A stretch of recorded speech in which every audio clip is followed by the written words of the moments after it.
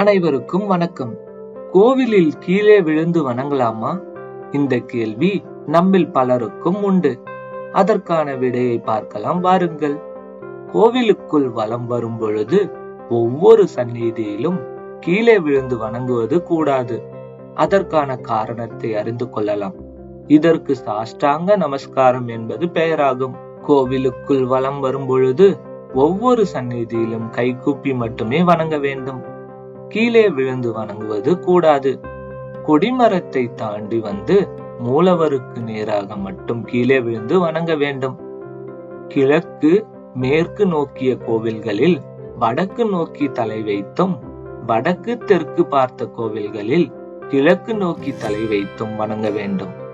இறைவனுக்குரிய ஸ்லோகம் ஒன்றில் சாஷ்டாங்க நமஸ்காரத்தால் இருவித பாவங்கள் நிவர்த்தியாவதாக குறிப்பிடப்பட்டுள்ளது.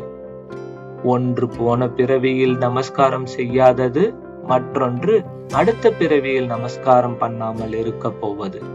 முற்பிறவியில் ஏதேனும் ஒரு இறைவனுக்கு சாஷ்டாங்க நமஸ்காரம் செய்திருந்தால் இந்த பிறவி நமக்கு ஏற்பட்டிருக்க வாய்ப்பில்லை.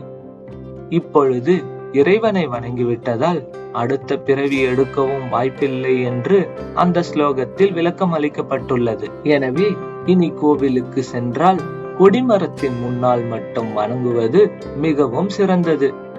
மற்ற சுற்று கோவில்களில் தனித்தனியாக விழுந்து கும்பிடக்கூடாது. இந்த தகவலை உங்கள் நண்பர்களுக்கும் உறவினர்களுக்கும் ஆன்மீக பெரியோர்களுக்கும் பெரியர்களுக்கும் அனுப்பி வைத்து அவர்களுக்கும் தெரிந்திட செய்யுங்கள்.